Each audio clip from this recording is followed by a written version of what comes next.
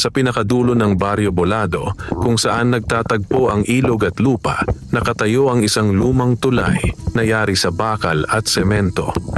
Dati itong dinaraanan ng mga truck at bus, ngunit nang magbago ang ruta ng kalsada, unti-unti itong nakalimutan.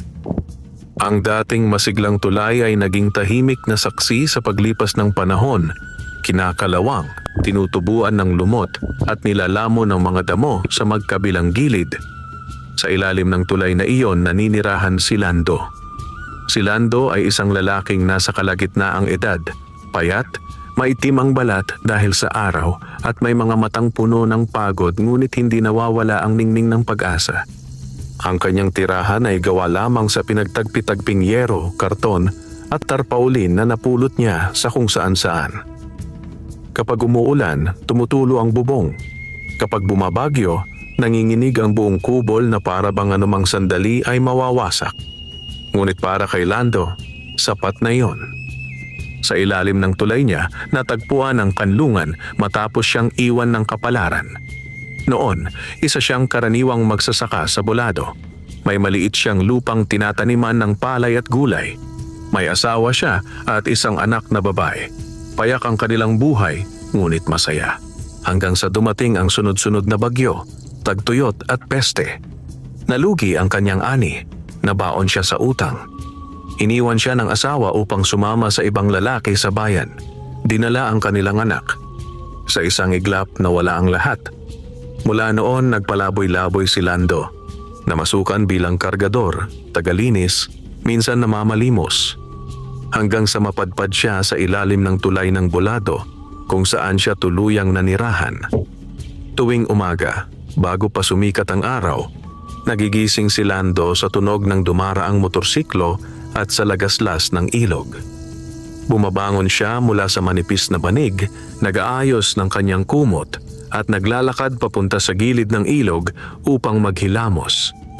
Ang tubig ay malamig, ngunit nakapagbibigay lakas. Pagkatapos, bitbit ang isang lumang bayong, naglalakad siya patungo sa palengke upang maghanap ng mapagkakakitaan. Minsan nagbubuhat ng gulay, minsan nagwawalis, minsan nagbabantay ng tindahan kapalit ng kaunting barya at kanin. Sa Baryo Bolado, kilala si Lando bilang taga-ilalim ng tulay. Hindi siya minamaliit ng hayagan, ngunit bihira rin siyang igalang. Para sa karamihan, isa lamang siyang palaboy na walang patutunguhan. Ngunit may isang bagay si Lando na hindi nawala sa kanya, ang pagmamahal sa sabong. Noong may lupa pa siya, mahilig na siyang mag-alaga ng manok panabong. Marunong siyang pumili ng lahi, magpakain, magpalakas. Kahit wala siyang pera, nanonood pa rin siya ng laban tuwing may pista. Nakikiusap siyang makasilip lamang sa bakod ng sabungan. Sa tuwing naririnig niya ang hiyawan ng mga tao at ang palahaw ng mga manok, tila nabubuhay muli ang kanyang diwa. Isang hapon, habang pauwi na siya sa ilalim ng tulay, napansin niya ang isang matandang babae sa gilid ng daan. Nakaupo ito sa ilalim ng punong balete. Baluktot ang likod, puti ang buhok, at suot ang kupas na bestida. May hawak itong maliit na basket at tila hirap na hirap sa paghinga. Nilapitan ni Lando ang matanda. "Nanay, ayos lang po ba kayo?" tanong niya. Tumingin ang matanda sa kanya. Malalim ang mga mata nito, tila may itinatagong lihim. "Nauuhaw ako, hiho," mahina nitong sagot. Walang dalang tubig si Lando. Ngunit naalala niya ang maliit na bote sa kanyang kubol. Tumakbo siya pabalik sa ilalim ng tulay, kinuha ang bote at bumalik. Inabot niya ito sa matanda. Uminom ang babae, dahan-dahan, tila bawat patak ay mahalaga. "Salamat, hiho," sabi nito. "Ikaw lang ang tumulong sa akin ngayong araw." Ngumiti si Lando. "Wala po iyon, nanay." Tumayo ang matanda kahit tila mahina ang katawan. Inilabas nito mula sa basket ang isang maliit na kahon na yari sa kahoy. "Ito ang para sa'yo," sabi niya. Nagulat si Lando. "Ay, huwag na po. Wala naman po akong ginawa." "Kunin mo," maring sabi ng matanda. Hindi lahat ng biyaya ay kailangang suklian ng salapi. Nag-alinlangan si Lando, ngunit tinanggap din niya. Pagbukas niya ng kahon, nakita niya ang isang sisiw. Hindi ito karaniwang sisiw. Ang balahibo nito ay kulay ginto na tila kumikislap sa sikat ng araw. Ang mga mata ay matingkad at tila may sariling liwanag. Kahit maliit, may kakaibang tindig. Isang manok? Bulong ni Lando. Ngumiti ang matanda. Hindi basta manok, sabi nito. Alagaan mo siya. Huwag mong ipagbili. Huwag mong pababayaan. Darating ang araw na babaguhin niya ang iyong kapalaran. Bago pa makapagsalita si Lando, biglang umihip ang malamig na hangin. Kumapal ang hamog sa paligid at sa isang iglap nawala ang matandang babae. Parang bula. Nanlaki ang mata ni Lando. Napalingon siya sa paligid, ngunit wala na ang matanda. Tanging ang punong balete at ang katahimikan ng dapit hapon ang naiwan. Nanginginig ang kanyang kamay habang hawak ang kahon. Dahan-dahan siyang naglakad pauwi sa ilalim ng tulay. Magdamag siyang hindi makatulog. Inilagay niya ang kahon sa tabi niya. Paminsan-minsan ay sisilipin ang sisiw. Buhay na buhay ito, tahimik, tila may sariling mundo. Kinabukasan, gumawa siya ng maliit na kulungan mula sa kawayan at sirang lambat. Doon niya inilagay ang sisiw. Pinakain niya ito ng kanin, mais at anumang makuha niya. Kakaiba ang paglaki ng manok. Sa loob lamang ng ilang linggo, lumaki ito na parang buwan ang lumipas. Ang balahibo nito ay mas naging makintab. Kapag tinatamaan ng araw, tila nagliliwanag. Ang tilaok nito ay malakas at malinaw, umaalingaw-ngaw sa ilalim ng tulay. Napapansin ng mga tao sa baryo. Lando, ang ganda ng manok mo ah, sabi ng isang tinderong dumaraan. Saan mo nakuha yan? Napangiti lamang si Lando. Regalo lang po. Unti-unting naging usap-usapan ang kanyang manok. May ilan na nag-alok na bilhin ito. 5,000, Lando. 10,000. 20,000, huling presyo. Ngunit lagi siyang tumatanggi. Naalala niya ang sinabing matanda, huwag ipagbili. Sa gabi, minsan ay naririnig ni Lando na tila may bumubulong mula sa kulungan. Hindi malinaw ang salita, ngunit parang awit, parang panalangin, parang panata. Kapag sinusundan niya ang tunog, tumatahimik ito. Isang gabi, nanaginip siya. Nasa gitna siya ng kagubatan. Sa harap niya ay ang parehong matandang babae, nakatayo sa ilalim ng balete. Malapit na, sabi nito. Malapit na ang pagsubok. Kapag bumagsak ka, mawawala ang lahat. Kapag tumayo ka, aangat ka. Pagkagising niya, pawis na pawis siya. At sa tabi niya, ang manok ay nakatitig sa kanya, tila nauunawaan ang kanyang panaginip. Sa mga sumunod na araw, mas lalo niyang inalagaan ang manok. Dinadalhan niya ito ng malinis na tubig mula sa bukal. Pinipili niya ang pinakamagandang mais. Kinakausap niya ito na parang tao. Balang araw, makakaahon din tayo, bulong niya. Hindi na tayo maninirahan dito sa ilalim ng tulay. Isang umaga, may dumating na lalaking nakamotor. Siya si Berto, isang kilalang sabungero sa Karatig Baryo. Mayaman, maraming manok, at laging nananalo. Narinig nito ang balita tungkol sa gintong manok ni Lando. Lumapit ito at tiningnan ang kulungan. Hindi pangkaraniwan yan, sabi ni Berto. Gusto kong ipalaban. Kinabahan si Lando. Hindi pa po handa. Ngumisi si Berto. Bibigyan kita ng pagkakataon. Kung manalo, hati tayo sa premyo. Kung matalo, babayaran ko pa rin ang manok. Tahimik si Lando. Sa kanyang dibdib, may halong takot at pag-asa. Sa unang pagkakataon matapos ang maraming taon, may liwanag na muling sumisilip sa kanyang buhay. At sa ilalim ng lumang tulay ng bolado, Nagsisimula ng gumalaw ang kapalaran ng isang mahirap na sabonghero at ng isang mahiwagang manok panabong. Nanatili siyang nakatayo sa tabi ng kulungan, hawak ang kawayan habang nakatitig ang mayamang sabongero sa gintong manok na tila isang mamahaling hiyas. Ang makina ng motorsiklo ay patuloy na umaandar, umuugong sa katahimikan ng ilalim ng tulay. Hindi mo kailangang mag-isip ng matagal, dagdag ni Berto. Isang laban lang, isang araw, isang pagkakataon. Tahimik si Lando. Sa loob ng kanyang dibdib, tila may nagbabangga ang damdamin. Takot na baka matalo ang manok at mawala ang tanging biyayang dumating sa kanya. Pag-asa na baka ito na ang simula ng pagbabago sa kanyang buhay. Hindi pa siya sanay. Mahina niyang sagot. Bata pa. Napangisi si Berto. Bata? Tingnan mo ang tindig. Tingnan mo ang mga mata. Hindi iyan ordinaryong manok, Lando. Kahit sinong sabongero, makikita agad yan. Lumapit pa ito at bahagyang yumuko upang masdan ang balahibo.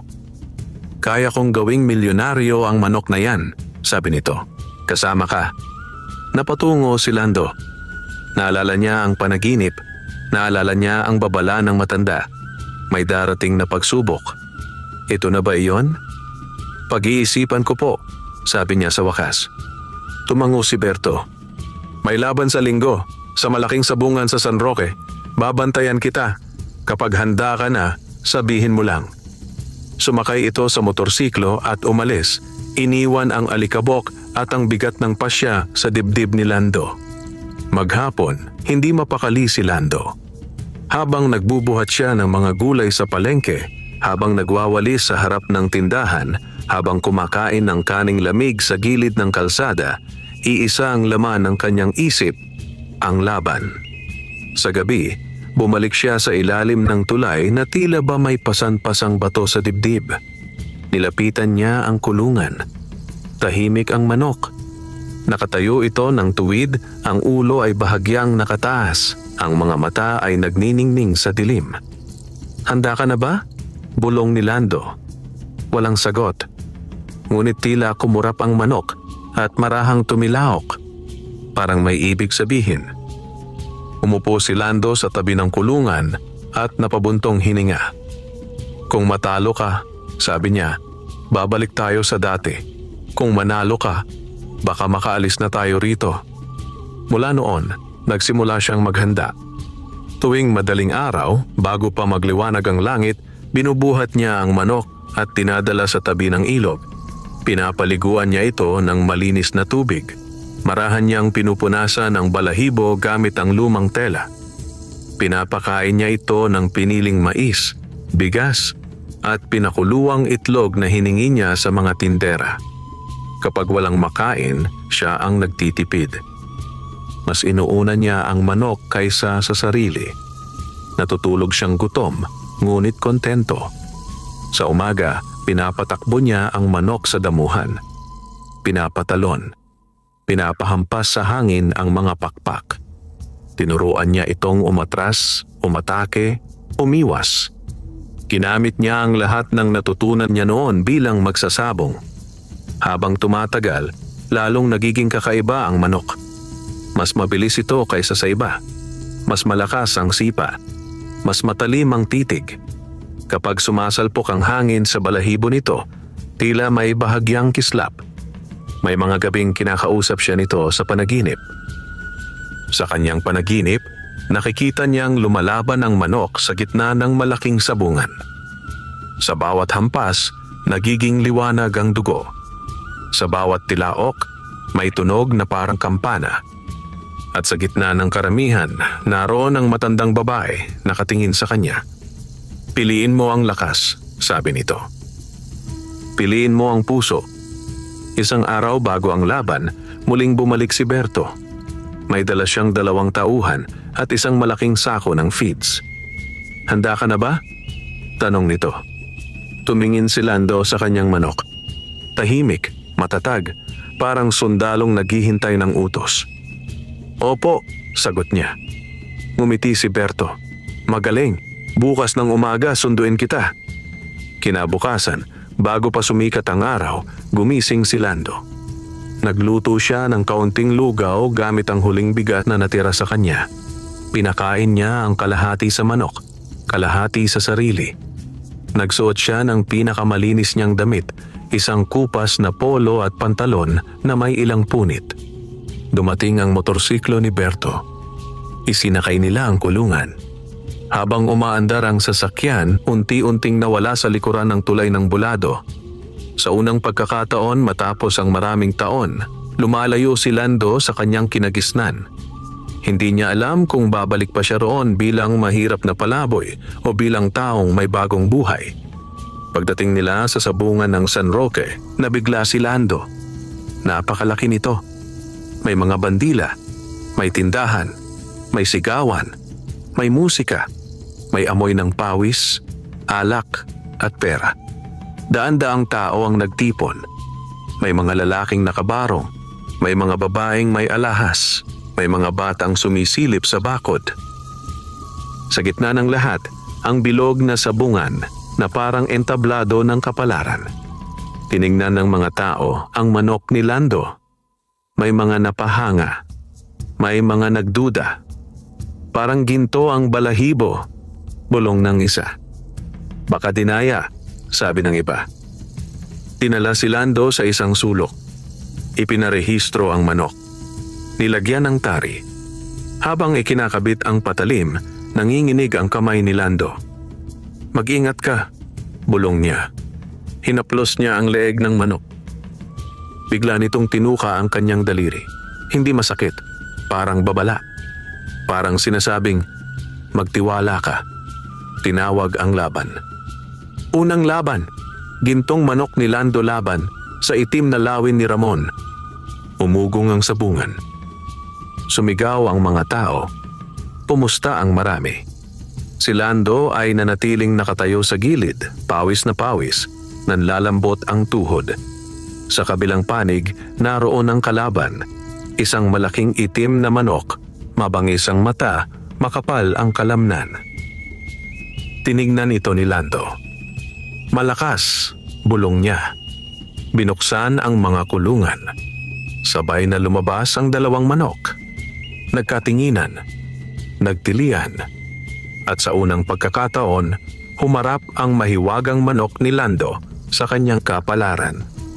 Habang humahawak si Lando sa kanyang dibdib, isang tanong ang paulit-ulit sa kanyang isip. Ito na ba ang simula ng pag-angat o ng tuluyang pagbagsak? Wala na siyang naririnig kundi ang tibok ng sariling puso. Wala na siyang nakikita kundi ang dalawang manok sa gitna ng bilog na arena. Ang gintong manok niya at ang itim na lawin ni Ramon. Tahimik ang sandali. Parang humihinga ang buong paligid. Pagkatapos, isang hiyaw ang pumunit sa hangin. Laban na! Biglang nagluksuhan ang mga tao. Umugong ang sigawan. Umalingaw-ngaw ang tapakan. Uminit ang paligid sa tensyon at pananabik. Sumugod ang itim na lawin. Mabilis. Malakas. Parang kidlat na itim. Ngunit mas mabilis ang gintong manok. Isang iglap bago tumama ang sipa ng kalaban, umatras ito. Umiwas. Pumihit sa hangin. At sa pag-ikot ng katawan, sumikad pabalik. Sumirit ang dugo. Napaatras ang itim na lawin. Nagulat ang karamihan. Ang bilis? Parang hangin. Hindi ordinaryo yan. Napatakip si Lando sa bibig. Hindi niya inaasahan ang ganong galaw. Parang may sariling isip ang kanyang alaga. Muling sumugod ang itim na manok, mas galit, mas mabangis. Tumalon ito ng mataas at bumagsak na parang bato mula sa langit. Tumama ang mga paa nito sa dibdib ng gintong manok. Napahiyaw ang mga tao. Nayanig si Lando. Hindi! Bulong niya. Ngunit sa halip na bumagsak, gumulong ang kanyang manok sa lupa. Agad tumayo at muling humarap. Ang mga mata nito ay lalong nagliwanag. Parang nag-aapoy. Sa sandaling iyon, tila nagbago ang paligid. Sa paningin ni Lando, nagmistulang kumislap ang hangin. Parang may manipis na liwanag na bumabalot sa kanyang manok. Isang hakbang, dalawang hakbang. Biglang sumugod ang gintong manok. Hindi ito basta atake. Isa itong sayaw. Umiwas. Umatras. Sumikad. Tumalon. Sumalpok. Sa bawat galaw, tila may ritmo. Tila may himig na siya lamang ang nakaririnig. Tinamaan ang leeg ng itim na lawin. Sumirit ang dugo. Napaatras ito, nanginginig. Ngunit hindi pa tapos. Muling bumangon ang kalaban, pilit na lumalaban kahit sugatan. Sumugod ito sa huling pagkakataon. Nagharap sila sa gitna. Nagkabanggaan. Nagpalitan ng hampas. Naghalo ang itim at ginto, dugo at balahibo, sigaw at alingawngaw. Napapikit si Lando. Hindi niya kayang panoorin. Sa kanyang isipan, bumalik ang lahat ng kanyang pinagdaanan. Ang bukid, ang asawa, ang anak, ang ulan, ang gutom, ang ilalim ng tulay. Panginoon, bulong niya. Kahit ito na lang. Biglang tumahimik ang sabungan. Isang iglap, isang kisap mata. Nang muling bumukas ang kanyang mata, isa na lamang ang nakatayo. Ang gintong manok. Nakatindig ito sa gitna. Duguan ang pakpak, may sugat sa dibdib, ngunit matatag. Sa paanan nito, nakahandusay ang itim na lawin. Hindi na gumagalaw. Sumabog ang sigawan. Panalo! Panalo ang gintong manok. Grabe yon. Tumalon si Berto sa tuwa. Lando, nanalo tayo. Nanghina ang tuhod ni Lando. Naupo siya sa lupa, halos hindi makahinga. Luha ang pumatak sa kanyang pisngi. Hindi niya alam kung luha ng tuwa o luha ng pagod. Lumapit ang tagapamagitan. Ibinigay ang premyo. Makapal na bungkos ng salapi. Unang pagkakataon sa mahabang panahon na humawak si Lando ng ganoong karaming pera. Nanginginig ang kanyang kamay. Para sa'yo, sabi ni Berto. Kalahati, kasunduan. Tinanggap ni Lando ang bahagi niya. Para siyang nananaginip. Dinala niya ang manok sa isang tahimik na sulok. Nilinis niya ang mga sugat. Pinunasan ang dugo. Salamat, bulong niya. Hindi kita iiwan. Tila umunawa ang manok. Marahan itong tumilaok. Parang awit. Habang pauwi sila, mas maliwanag ang langit. Mas sariwa ang hangin. Mas magaan ang dibdib ni Lando. Pagdating sa ilalim ng tulay, unang beses siyang tumingin sa kanyang kubol na may ibang mata. Hindi na ito bilang kulungan ng kahirapan, kundi pansamantalang hintuan lamang. Sa gabing iyon, muli siyang nanaginip. Nasa ilalim siya ng balete. Nakaharap ang matandang babae. Ngumiti ito. Isang hakbang pa lamang, sabi nito. Marami ka pang dadaanan. Marami pang susubok sa iyo. Kapag sumama ang loob mo sa yaman, mawawala ang biyaya. Kapag nanatili kang mapagkumbaba, lalago ang himala. Pagkagising niya, hawak niya ang kanyang manok. Mahimbing ang tulog nito. Sa unang pagkakataon matapos ang mahabang panahon, nakatulog si Lando nang may ngiti sa labi. Ngunit sa malayo, sa dilim ng gabi, may mga matang nakamasid. May mga taong naiinggit. May mga pusong nagbabalak. At sa likod ng unang tagumpay ni Lando, unti-unti nang gumagalaw ang mga anino ng kapahamakan. Pagkaraan ng unang tagumpay, nagbago ang ihip ng hangin sa buhay ni Lando. Hindi na lamang siya ang taga-ilalim ng tulay. Sa mga tindahan, sa palengke, sa sabungan, sa mga umpukan ng matatanda, paulit-ulit na binabanggit ang kanyang pangalan. Si Lando, yung may gintong manok. Yung nanalo kay Ramon. Grabe yon, parang may basbas. Sa unang mga araw, hindi alam ni Lando kung paano haharapin ang biglang atensyon. Kapag may bumabati, napapangiti lamang siya. Kapag may nagtatanong, maikli ang sagot. Nanatili siyang tahimik, simple, at mapagkumbaba. Ginamit niya ang unang kita upang bumili ng bigas, delata, sabon at gamot. Inayos niya ang bubong ng kanyang kubol. Naglagay siya ng mas matibay na kahoy at bagong yero. Ngunit hindi siya lumipat. Nanatili siya sa ilalim ng tulay. Para sa kanya, paalala iyon kung saan siya nagmula. Tuwing umaga, patuloy pa rin siyang bumabangon ng maaga. Patuloy niyang pinapaliguan at pinapakain ng manok. Patuloy siyang naghahanap ng maliit na trabaho. Ngunit sa likod ng kanyang katahimikan, may mga matang nagmamasid.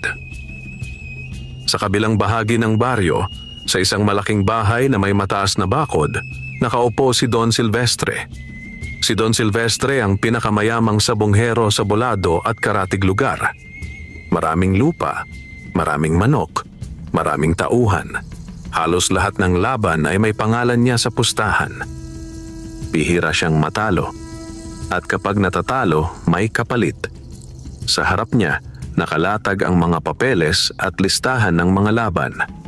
Hawak niya ang isang baso ng alak. Si Lando, bulong niya. Isang palaboy na biglang nanalo. Sa tabi niya, nakatayo si Dario, ang kanyang kanang kamay. Hindi po ordinaryo ang manok niya, Don, sabi ni Dario. Marami na ang nagsasabi. Napangisi si Don Silvestre. Walang hindi ordinaryo sa sabong, sagot niya. May pera, may diskarte, may daya. Iyan lang ang tatlong sikreto. Alamin mo kung alin dyan ang gamit niya. Tumango si Dario. Mula noon, nagsimula ang lihim na pagmamatsyag. May mga lalaking nag-aabang sa ilalim ng tulay. May mga nagkukunwaring mamimili. May mga nag-aalok ng inumin. Lahat ay may pakay. Isang hapon, habang nililinis ni Lando ang kulungan, may lumapit na tatlong lalaki. Maayos ang bihis. May dalang sigarilyo at kape. Pre, sabi ng isa, ang galing ng manok mo ha. Pwede bang silipin? Ngumiti si Lando. Sige lang po. Tiningnan nila ang manok. Pinag-aralan ang tindig. Sinipat ang mata. Hinaplos ang balahibo. Tila may kakaiba. Bulong ng isa. Magkano mo ibebenta? Tanong ng isa pa. Umiling si Lando. Hindi po for sale. Nagkatinginan ng tatlo. Sayang, sabi ng una. Malaki sana ang kita mo. Umalis sila. Ngunit hindi nawala ang kaba sa dibdib ni Lando. Parang may mali. Parang may nakaabang. Sa gabing iyon, habang natutulog siya, nagising siya sa kaluskos. May yapak. May mahinang bulungan. Bigla siyang bumangon. Dinampot niya ang isang kahoy. Sumilip siya sa labas. May dalawang anino sa gilid ng kulungan. Hoy! Sigaw niya. Tumakbo ang mga anino. Naiwan ang isang punit na sako at bakas ng paa sa putik. Nanginig si Lando. Niakap niya ang kulungan. Hindi nila tayo kukunin, bulong niya. Hindi kita ipagpapalit. Kinabukasan, pumunta siya kay Berto. Ikinuwento niya ang nangyari. Napatigil si Berto sa pag-inom ng kape. Delikado yan, sabi nito. Kapag napansin ka ng malalaking isda, hindi ka na nila tatantanan. Ano po ang gagawin ko? Nag-isip si Berto. Sumali ka sa mas malaking liga, sagot niya. Kapag sumikat ka, mas mahirap kang galawin. May proteksyon ka. Natigilan si Lando. Liga? Oo, may paparating na torneo sa kabisera ng probinsya. 3 buwan, malalaking premyo, malalaking pangalan. Napatitig si Lando. Malayo. Mahirap. Mapanganib. Ngunit baka iyon ang susi. Sa gabing iyon, muling nanaginip si Lando. Nasa gitna siya ng ilog. Malakas ang agos. Sa kanyang kamay, hawak niya ang manok. Sa pampang, naroon ang matandang babae. Kapag natakot ka, malulunod ka, sabi nito. Kapag lumangoy ka, makakarating ka. Pagkagising niya, basa ng pawis ang kanyang likod. Lumapit siya sa kulungan. Pupunta tayo, bulong niya. Hindi para yumaman lang, kundi para ipagtanggol ang sarili natin. At sa dilim ng ilalim ng tulay, nagsimula nang humubog ang pasya ni Lando. Isang pasyang magdadala sa kanya sa mas malalim na laban, hindi lamang sa sabungan, kundi sa puso ng mga taong gahaman at mapangapi. Mula nang magpasya si Lando na sumali sa malaking torneo, nagbago ang kanyang paraan ng pamumuhay. Hindi na lamang basta pag-aalaga ang ginagawa niya sa gintong manok. Ginawa niya itong misyon. Tuwing madaling araw, bago pa magtilaok ang mga tandang sa baryo, gising na siya. Sa ilalim ng malamlam na liwanag ng buwan, marahan niyang binubuksan ang kulungan. Gising na tayo, bulong niya. Dahan-dahan niyang binubuhat ang manok, tila sanggol na hawak sa bisig. Dinadala niya ito sa tabing ilog, kung saan malinaw ang tubig at tahimik ang paligid. Doon niya ito pinapaliguan, pinupunasan, pinapahinga. Pagkatapos, pinapatakbo niya ito sa damuhan, pinapatalon sa mga patpat at pinapasanay sa pag-iwas at pag-atake. Sa bawat galaw, may kasamang dasal. Hindi niya alam kung kanino siya nananalangin. Sa Diyos, sa kalikasan, sa matandang babae, o sa kapalaran. Basta nananalangin siya. Sa mga panahong iyon, unti-unting nagiging mas malalim ang ugnayan nila ng manok. Kapag malungkot si Lando, tila tahimik din ang manok. Kapag masigla siya, masigla rin ito. Parang may lihim na hibla na nagdudugtong sa kanilang dalawa. Samantala, patuloy ang pagmamatsyag ni Don Silvestre. Sa bawat laban ni Lando sa maliliit na sabungan, may taong nagmamasid. May nagtatala, may nagbibilang ng galaw, may nag-aaral ng estilo. Hindi siya basta-basta, ulat ni Dario. May disiplina, may pasensya, hindi pa dalos-dalos. Mas delikado ang ganoon, sagot ni Don Silvestre. Kapag may puso, mas mahirap basagin. Lumapit ang araw ng torneo. Ginaganap ito sa kabisera ng probinsya, sa isang napakalaking sabungan na tinatawag na Corona Arena. Doon nagtatagpo ang pinakamagagaling na sabungero mula sa iba't ibang bayan. Isang linggo bago ang biyahe, dumalaw si Berto kay Lando. May dala siyang maliit na bag. Para sa'yo, sabi nito. Pagbukas ni Lando, nakita niya ang mga bagong tali, bitamina, gamot at pagkain ng manok. Hindi ko yan kayang bayaran, sabi niya. Hindi mo kailangang bayaran, sagot ni Berto. Utang mo na lang sa sarili mo ang manalo. Naluha si Lando. Salamat po. Sa araw ng pag-alis, iniwan niya ang ilalim ng tulay na may kakaibang damdamin. Bitbit niya ang kulungan. Bitbit niya ang bag. Bitbit niya ang lahat ng pag-asa. Sumakay siya sa bus kasama si Berto at ilan pang sabongero. Habang umaandar ang sasakyan, unti-unting nawala ang Baryo Bolado sa likuran. Napapalitan ito ng malalawak na bukirin, bundok at ilog. Para kay Lando, para siyang naglalakbay palabas ng dating buhay. Pagdating nila sa kabisera, namangha siya. Malalaking gusali, maraming sasakyan, mga ilaw na parang bituin, mga taong nagmamadali. Dinala sila sa isang lumang paupahang bahay na ginawang pansamantalang tuluyan ng mga sabunghero. Doong unang gabi, hindi agad nakatulog si Lando. Nakaupo siya sa tabi ng bintana, pinagmamasdan ang lungsod. Ganito pala ang mundo sa labas, bulong niya. Sa loob ng silid, marahang humihinga ang kanyang manok. Kinabukasan, nagparehistro sila sa torneo. Mahaba ang pila. May mga taong nakapustura, may mga bantay, may mga kamerang kumikislap. Nang banggitin ang pangalan ni Lando, may ilan nang napalingon. Yan ba yung taga-ilalim ng tulay? Yan yung may gintong manok? Kumunot ang noo ng iba. May namangha. May naiinggit. May nainis. Sa kabilang dulo ng arena, naroon si Don Silvestre. Nakabarong. May singsing na ginto. May alalay sa tabi. Nang makita niya si Lando, bahagya siyang ngumiti. Sa wakas, bulong niya. Magkikita na rin tayo. Sa unang araw ng torneo, walang laban. Puro inspeksyon at timbang. Sinuri ang mga manok. Sinukat ang lakas. Tiningnan ang kalusugan. Nang dumating sa gintong manok, napahinto ang veterinaryo.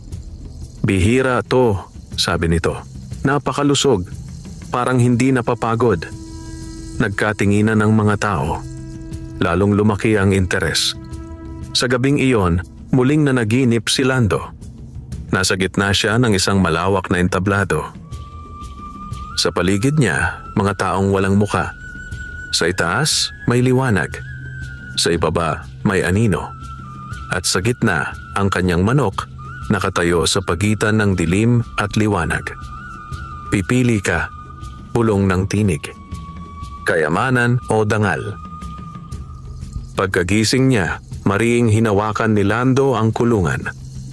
Hinding-hindi kita gagamitin sa masama, sabi niya. Ano man ang mangyari.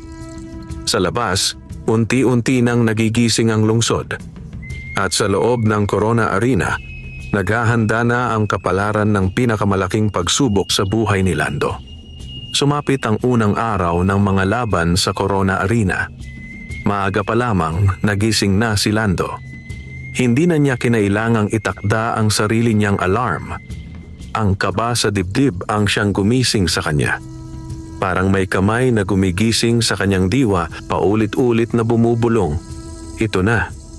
Tahimik ang silid. Ang ilan sa mga kasamahan niyang sabungero ay mahimbing pa ang tulog.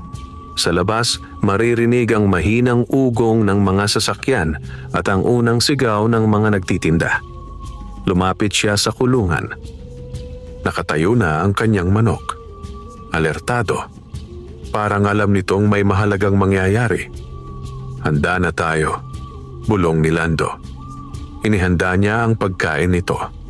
Pinunasan ang balahibo. Hinimas ang leeg. Isang simpleng ritual na paulit-ulit niyang ginagawa upang pakalmahin ang sarili. Pagdating nila sa arena, sinalubong sila ng ingay. Mas malakas. Mas masikip. Mas mainit kaysa dati. Libo-libong tao ang nagtipon. May mga bandila ng iba't ibang bayan. May mga malalaking streamer. May mga nagsisigawan ng pustahan. Para kay Lando, parang pumasok siya sa lungga ng mga halimaw. Lahat ay gutom. Lahat ay handang manlamon. Sa waiting area, nagsama-sama ang mga sabungero. May mga nagkakape. May nagdarasal. May nagyoyosi. May nakatitig lamang sa kawalan. Doon unang nakaharap ni Lando ang ilan sa mga alamat ng sabungan. Si Mang Turo na 30 taon nang hindi natatalo sa finals. Si Aling Rosa na kilala sa matitinik na lahi ng manok. Si Poldo Kidlat na sikat sa biglaang panalo. Tinitigan siya ng ilan. May ilan na ngumiti. May ilan na tila hinahamon. Baguhan? Tanong ni Mang Turo. Opo, sagot ni Lando. Pero matapang, dagdag nito. Kita ko sa mata mo. Ngumiti si Lando. Tinawag ang unang laban niya. Table 4. Lando ng Bolado laban kay Poldo Kidlat. Parang bumagal ang oras. Tumayo si Lando. Nanlamig ang kanyang kamay. Ngunit humakbang siya. Sa gitna ng arena, nakita niya ang kalaban. Si Poldo ay batang-bata pa. Mayabang ang tindig at may dalang pulang manok na parang apoy. Good luck, sabi ni Poldo. Ngunit may halong pang-iinsulto. Tumango lamang si Lando. Habang ikinakabit ang tari, ramdam niya ang panginginig ng kanyang kamay. Ngunit nang maramdaman niya ang init ng katawan ng kanyang manok, kumalma siya. Parang may dumadaloy na lakas. Laban! Sabay silang pinakawalan. Mabilis ang pulang manok. Sunod-sunod ang sipa. Parang ulan ng kidlat. Napaatras ang gintong manok. Napasinghap ang mga tao. Baka tapos na. Ngunit biglang huminto ang pag-atake. Umiwas ang gintong manok. Pumihit. Sumalakay. Isang matalim na tama sa tagiliran. Sumirit ang dugo. Nabigla si Poldo. Muling sumugod ang kanyang manok, galit na galit. Ngunit tila nagbago ang ritmo. Parang sinasabay ng gintong manok ang galaw ng kalaban. Parang binabasa nito ang bawat kilos. Sa isang iglap, tumalon ito ng mataas. Bumagsak. Tumama sa leeg. Bumagsak ang pulang manok. Tahimik. Panalo si Lando. Malingaw-ngaw ang palakpakan. Baguhan pero halimaw. Grabe ang manok. Huminga ng malalim si Lando. Nakatayo pa siya. Hindi pa tapos. Sa sumunod na mga araw, sunod-sunod ang laban. Iba't ibang estilo. Iba't ibang lakas. Ngunit isa-isa, bumabagsak ang kalaban. Sa bawat panalo, dumarami ang tao sa paligid niya. May bumabati. May nakikiusap. May nag-aalok. Lipat ka sa amin. Bibigyan ka namin ng puhunan. Sa amin ka na lang. Ngunit lagi siyang tumatanggi. Sa malayo, tahimik na nagmamasid si Don Silvestre. Habang nananalo si Lando, lalong umiigting ang kanyang galit. Hindi na pwedeng pabayaan yan, sabi niya kay Dario. Kailangan nating galawin. Sa ikatlong gabi ng torneo, pagod na pagod si Lando. Maraming sugat ang kanyang manok. Maraming pasa. Ngunit hindi ito sumusuko. Sa gitna ng gabi, nagising si Lando. May naramdaman siyang kakaiba. Parang may malamig na hangin sa silid. Pagmulat niya, nakita niya ang anino ng matandang babae sa tabi ng kulungan. Hindi malinaw. Parang usok. Mag-ingat ka, bulong ng tinig. May darating na pagtataksil. Hindi lahat ng ngumingiti ay kaibigan. Pagkawala ng anino, napaupo si Lando. Hingal. Pawis. Hawak ang dibdib. Sa labas, tahimik ang lungsod. Ngunit sa likod ng katahimikan, may mga kamay nang gumagalaw upang sirain ang kanyang kapalaran. Pagkatapos ng babala sa kanyang panaginip, hindi na naging panatag ang loob ni Lando. Sa bawat tunog sa pasilyo, napapalingon siya. Sa bawat yabag sa labas ng silid, napapahawak siya sa kulungan. Parang may aninong sumusunod sa bawat galaw niya. Kinabukasan, habang papunta siya sa arena, ramdam niya ang bigat ng mga matang nakasunod sa kanya. May mga taong ngumingiti. May bumabati. May pumapalo sa balikat niya. Ngunit sa likod ng mga ngiti, may malamig na intensyon. Sa waiting area, may lumapit sa kanya. Isang lalaking naka-jacket. Maayos ang ayos at may dalang thermos. Lando, sabi nito. Ako si Nico, kaibigan ni Berto. Nabigla si Lando. Ah, ganun po ba? Oo, sabi ni Berto. Alagaan ka raw namin dito. Iniabot nito ang thermos. Mainit na tsa, pampalakas. Nagalinlangan si Lando. Hindi niya kilala ang lalaki. Ngunit dahil nabanggit ang pangalan ni Berto, bahagya siyang napaluwag. Salamat po, sabi niya. Ngunit bago niya mainom, may biglang humawak sa kanyang braso. Hoy! Si Mang Turo. Nakatingin ito ng seryoso. Huwag mo munang inumin yan. Nagulat si Lando. Bakit po? Hindi sumagot si Mang Turo. Kinuha nito ang takip ng thermos, ibinuhos ang kaunting laman sa sahig. Maya-maya may dumating na pusa. Dinilaan nito ang likido. Ilang saglit lang, nagsuka ang pusa at nangisay. Napaatras si Lando. Namuti ang muka. Si Nico ay biglang umatras.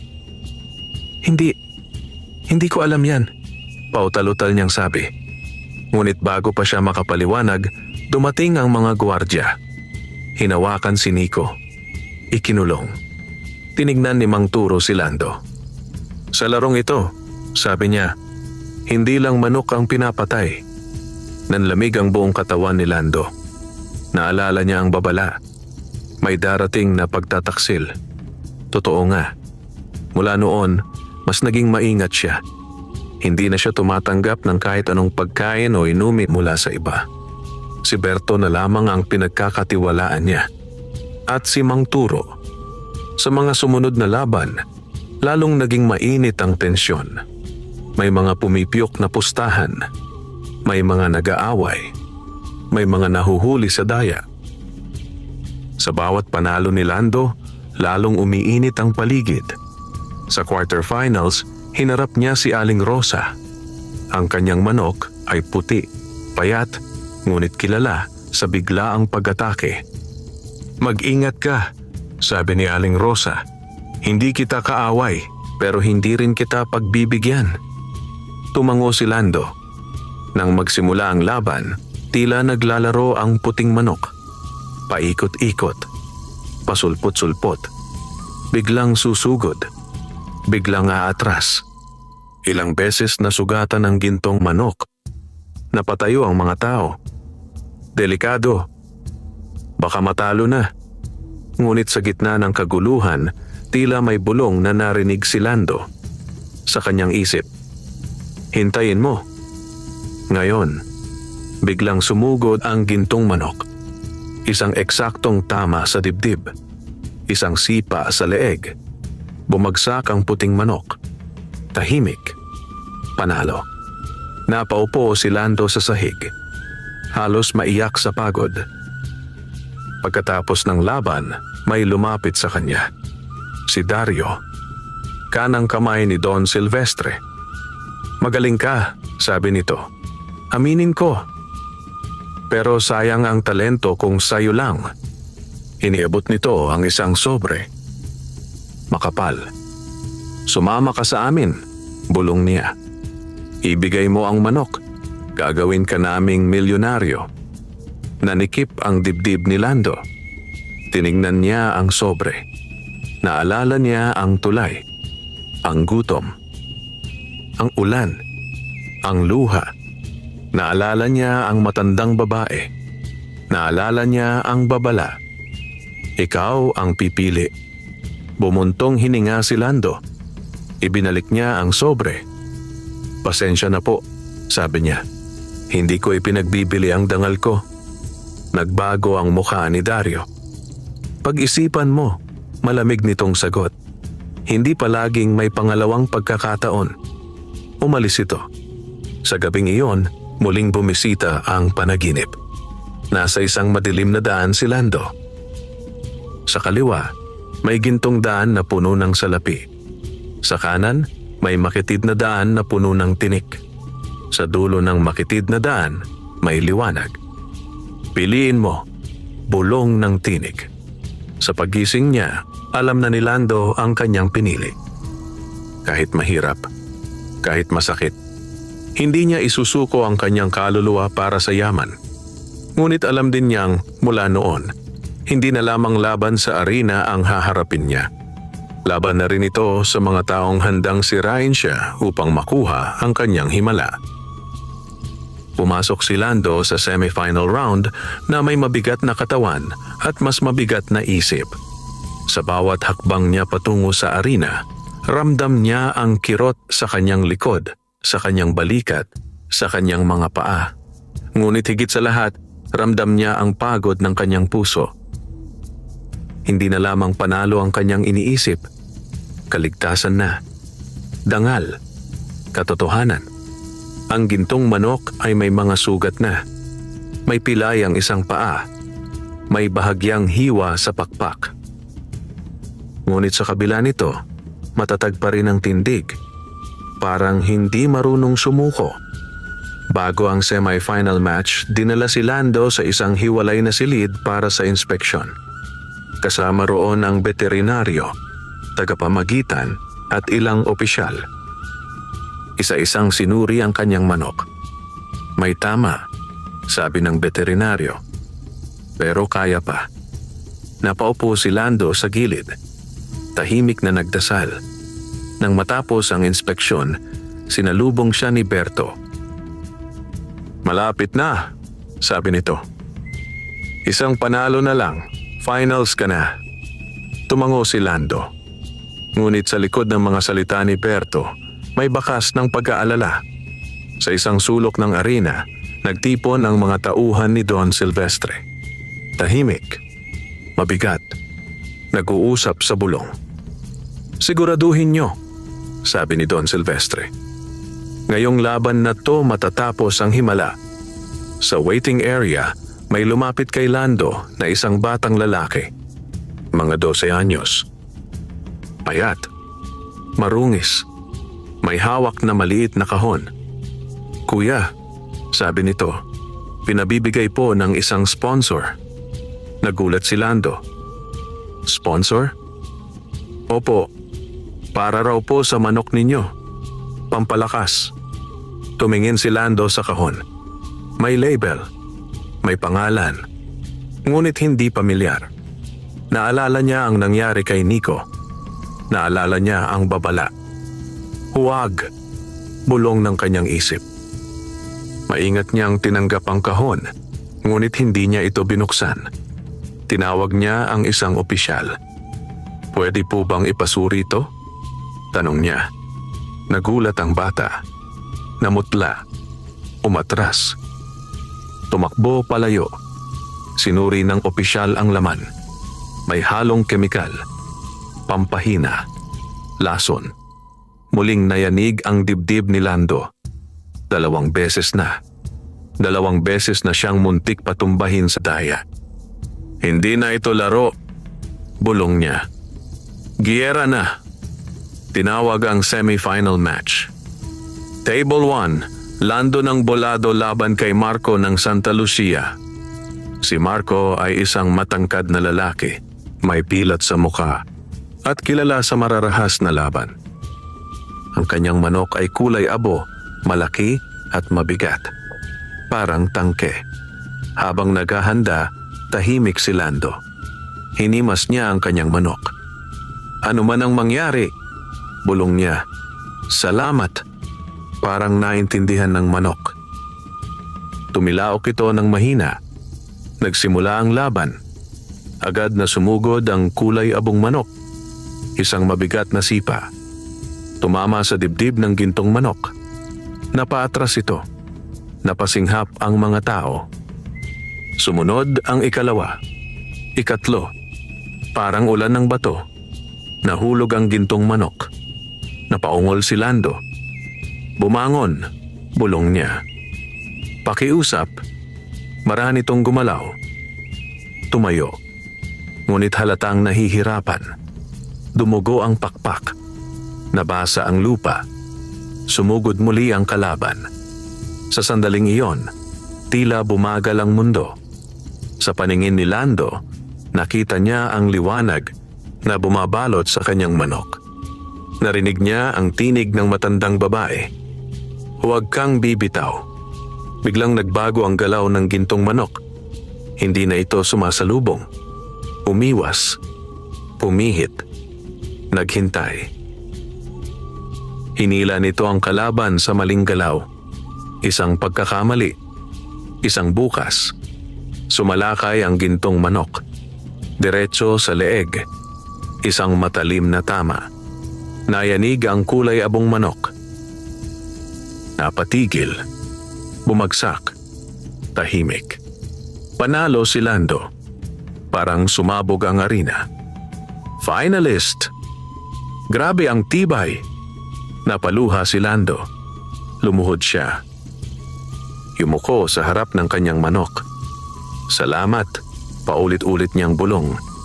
Sa gilid ng arena, nakatayo si Don Silvestre. Mahigpit ang kamao. Nanginginig sa galit. Ihanda na ang huli, sabi niya kay Dario. Walang makakahadlang. Sa gabing iyon, hindi na nakatulog si Lando. Nakaupo siya sa tabi ng kulungan. Pinagmamasdan ang kanyang alaga. Alam niyang bukas, Sa finals, hindi na lamang lakas at galing ang kalaban.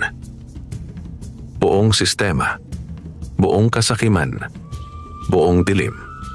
At sa gitna ng lahat, siya at ang kanyang gintong manok ang tatayo bilang huling sagisag ng pag-asa. Dumating ang araw ng finals na parang bagyong tahimik. Walang ulan, walang hangin. Ngunit mabigat ang langit. Parang may nakabitin na panganib sa bawat ulap. Maagang nagising si Lando. Hindi dahil sa ingay, kundi dahil sa panaginip. Nasa ilalim siya ng tulay. Mag-isa. Walang ilaw. Walang ilog. Walang tao. Sa harap niya, nakatayo ang matandang babae. Ngunit ngayon, malinaw na malinaw ang anyo nito. Hindi na ito mukhang matanda. Maganda. Matangkad. Nagniningning. Parang diwata. Hanggang dito na lang ang gabay ko, sabi nito. Sa laban na ito, ikaw na ang maglalakad. Ano man ang mangyari, huwag mong kalilimutan kung sino ka. Pagmulat niya, basa ng luha ang kanyang pisngi. Lumapit siya sa kulungan. Hinawakan ng manok. Hindi kita iiwan, bulong niya. Manalo man o matalo. Pagdating nila sa Corona Arena, mas maingay kaysa dati.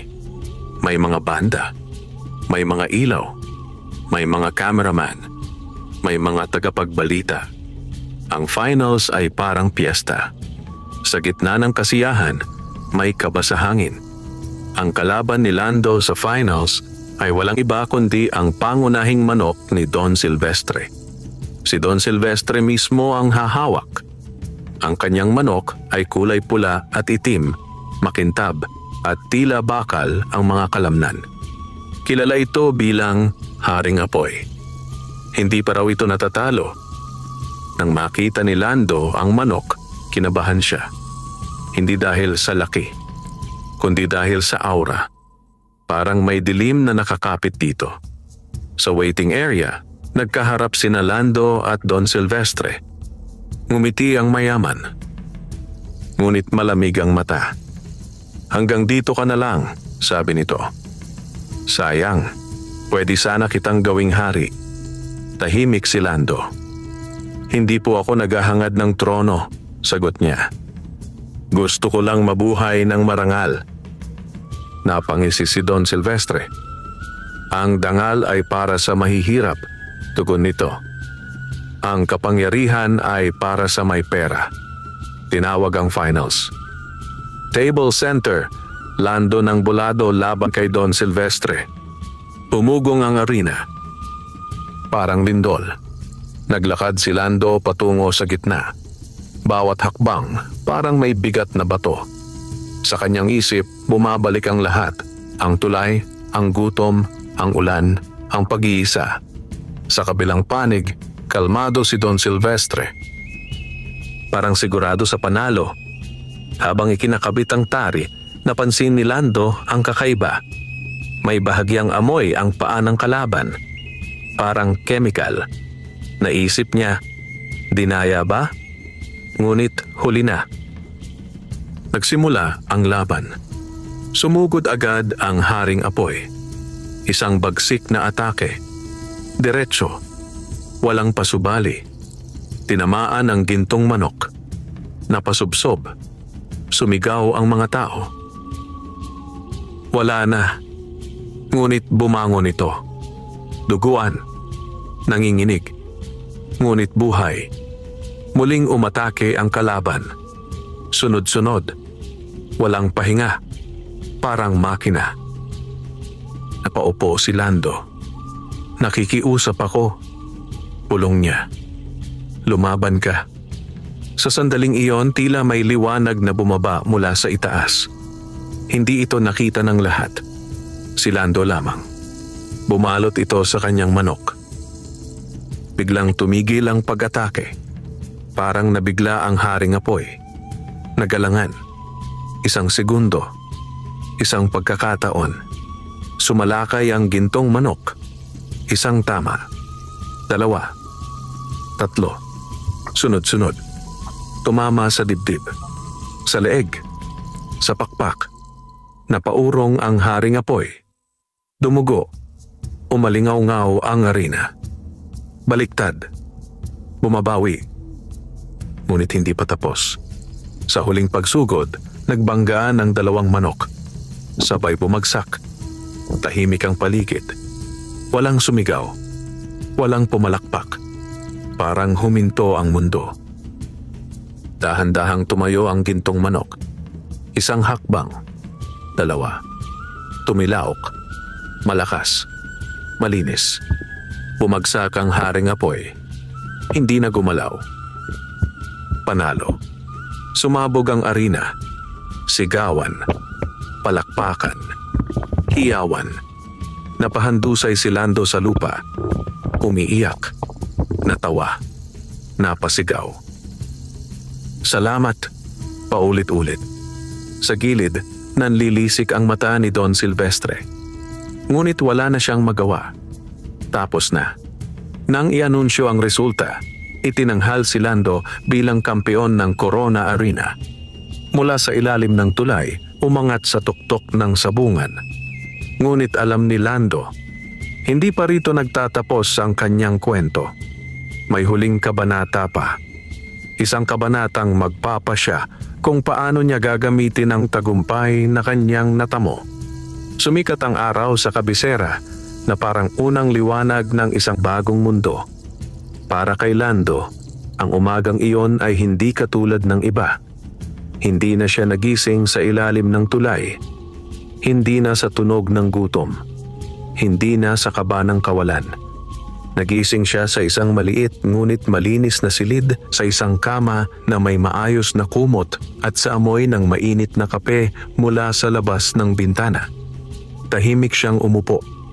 Ilang sandali niyang pinagmamasdan ang kanyang mga kamay. Ang mga kamay na dati nanginginig sa kahirapan. Ang mga kamay na ngayoy humawak sa tagumpay. Lumapit siya sa kulungan. Naroon ang gintong manok. Mahimbing ang tulog. May mga pilat. May mga sugat. Ngunit buhay. Matatag. Natapos na. Bulong ni Lando. Nanalo tayo. Ngunit sa halip na tuwa, kakaibang kapayapaan ang kanyang naramdaman. Hindi siya nilamon ng kayabangan. Hindi siya nalasing sa papuri. Para sa kanya, ang panalo ay hindi wakas. Simula lamang. Pagkaraan ng awarding, tinanggap niya ang tropeyo at ang malaking tseke. Maraming lumapit. May mga mamamahayag. May mga negosyante. May mga gustong kumuha sa kanya. Lando, maging partner ka namin. Gawin ka naming brand. Sumama ka sa amin sa Maynila. Ngumiti siya. Ngunit tumanggi. Salamat po, sagot niya. Uuwi po ako. Nagulat ang marami. Bakit uuwi sa baryo kung pwede nang yumaman sa lungsod? Ngunit alam ni Lando ang sagot. Doon siya hinubog. Doon siya tumibay. Doon niya nahanap ang sarili. Pagbalik niya sa Bolado, sinalubong siya ng buong baryo. May tarpaulin. May banda. May palakpakan. May iyakan. Ang dating taga-ilalim ng tulay ay ngayoy bayani. Unang pinuntahan ni Lando ang tulay. Tumayo siya sa ilalim nito. Tahimik. Nagpasalamat. Hindi siya umiyak. Ngumiti lamang. Mula sa kanyang napanalunan, bumili siya ng maliit na lupa malapit sa ilog. Nagpatayo ng simpleng bahay. Hindi malaki. Hindi marangya. Ngunit matibay. May sariling kulungan, may sariling taniman, may sariling kapayapaan. Nagtayo rin siya ng maliit na paaralan ng sabong, hindi para sa sugal, kundi para sa tamang pag-aalaga, disiplina, respeto, dangal. Tinuturuan niya ang mga batang mahihirap, libreng pagkain, libreng aral. Hindi kayo kailangang mandaya, sabi niya sa kanila. Hindi kailangang manlamang. Ang tunay na panalo ay ang pananatiling tao. Ang gintong manok, matapos ang huling laban, ay hindi na niya ipinalaban. Pinahingan niya ito. Pinabuhay sa tahimik na bukid. Isang araw, napansin niyang nagbabago ang balahibo nito. Unti-unting nawawala ang gintong kislap. Nagiging karaniwang manok. Ngunit hindi siya nalungkot. Nauunawaan niya. Tapos na ang misyon. Isang hapon, habang nagwawalis siya sa bakuran, may nakita siyang matandang babae sa ilalim ng punong balete. Pareho ng una, ngunit ngayon malinaw. Ngumiti ito. Natupad mo ang dapat, sabi nito. Hindi kita pinili dahil sa lakas. Pinili kita dahil sa puso. Ngayon, ikaw na ang magiging ilaw ng iba. Unti-unting naglaho ang babae sa hangin. Parang hamog sa umaga. Naiwan si Lando. Nakatayo. May luha sa mata at ngiti sa labi. Lumapit ang mga bata. Kuya Lando, turuan mo kami. Tumawa siya. Oo naman, sagot niya. Habang lumulubog ang araw sa bulado, nakaupo si Lando sa harap ng kanyang bahay.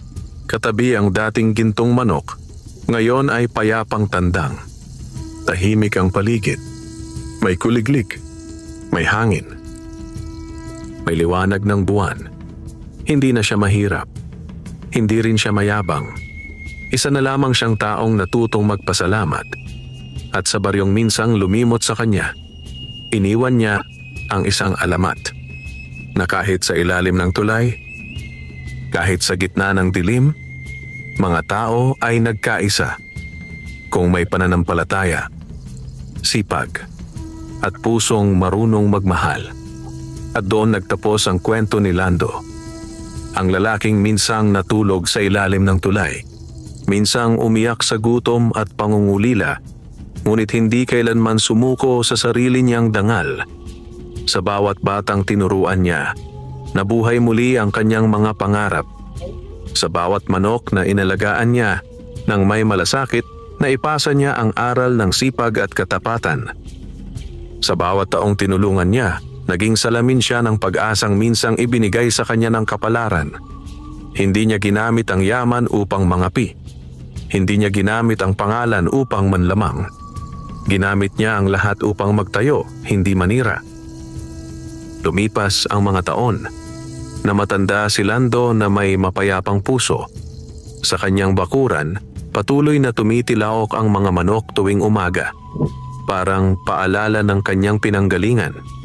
At sa ilalim ng lumang tulay ng bulado, may maliit na karatulang nakapaskil. Dito nagsimula ang isang alamat. Walang ingranding monumento. Walang rebulto. Walang gintong palamuti. Ngunit sa puso ng mga tao, nakaukit ang kanyang kwento. Kwento ng isang mahirap na sabongero na pinayaman ng isang engkantong manok. Ngunit higit sa lahat, pinayaman ng kabutihan, katapatan, at pagmamahal. At sa bawat pagsikat ng araw sa bulado, muling binubuhay ng hangin ang kanyang pangalan. Hindi bilang alamat ng sabong, kundi bilang alamat ng pag-asa, waka,